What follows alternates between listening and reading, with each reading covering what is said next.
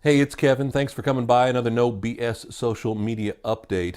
The next couple of weeks, we're going to be touching on topics that we've touched on recently.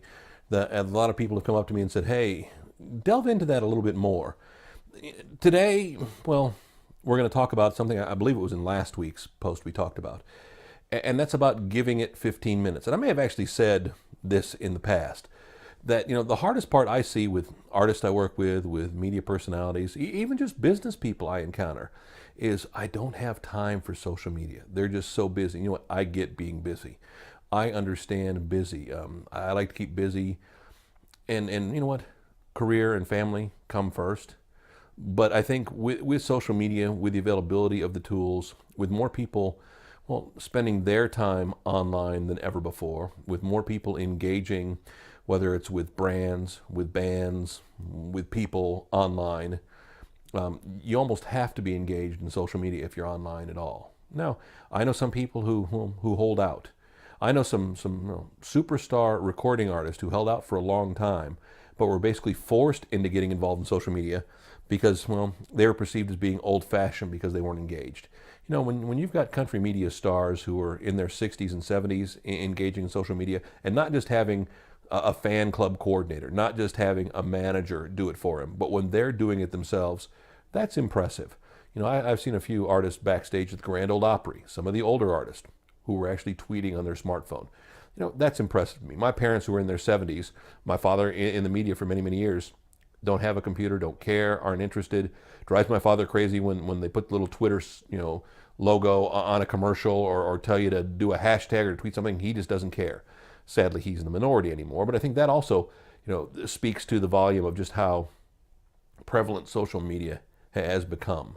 And again, it's funny that I have the same conversations over and over when we're talking social media. And again, the one about I don't know where to start, I don't know what to do, I don't have the time keeps coming up. And I've been saying this, and it's very simplistic and it's very basic.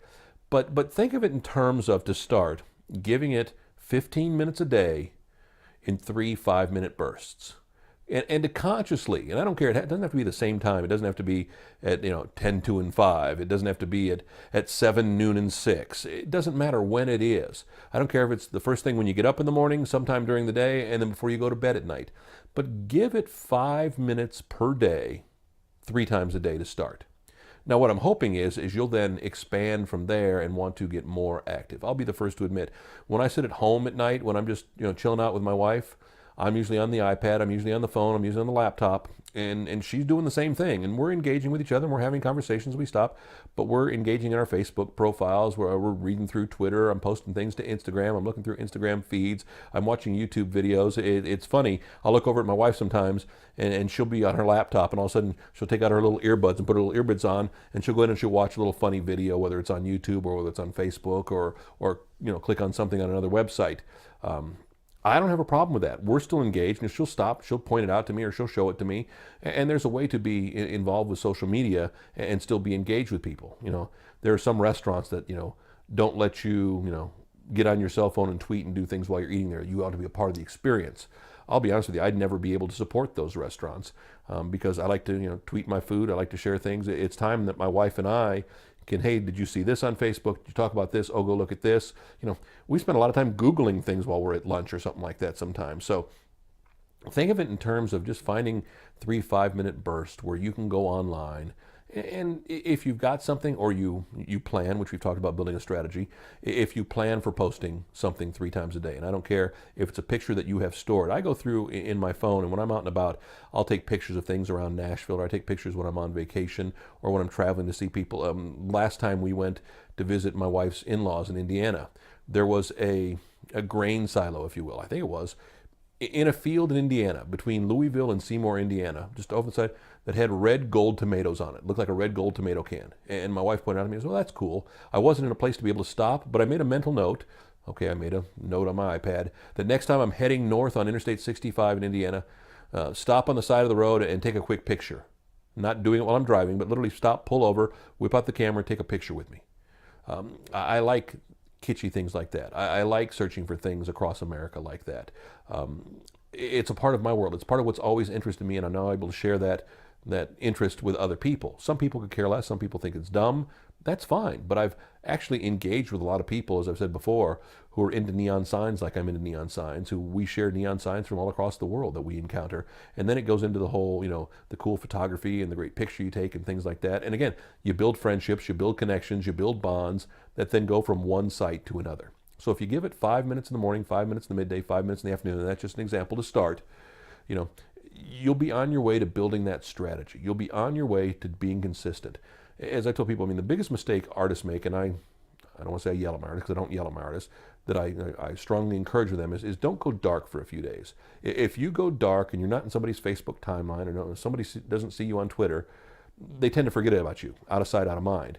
So it's not about being at the top of their feed all the time, but it's just about making sure you're making a touch, you're making a presence, that you're there, being regular.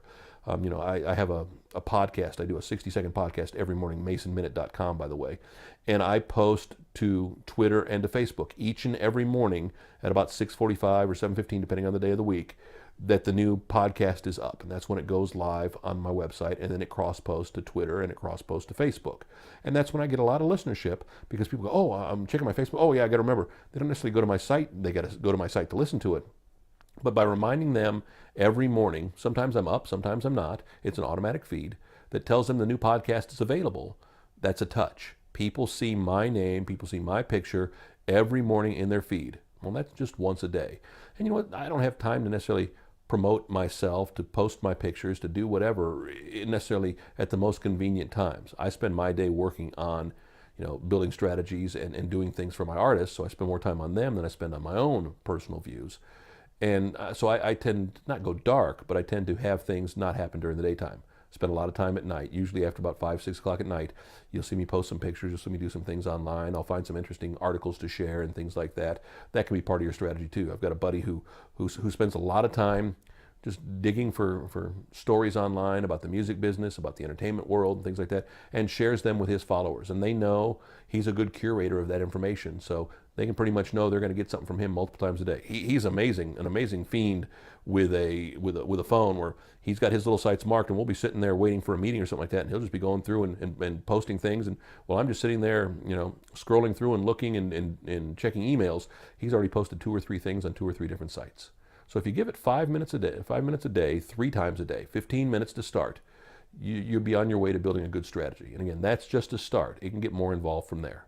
We'll talk more next week. Another No BS social media update. We do them each and every Tuesday. We launch them each and every Tuesday, and then they're online on YouTube and on our special site for the No BS videos, intensitysocial.com, 24/7, 365, going to be there forever.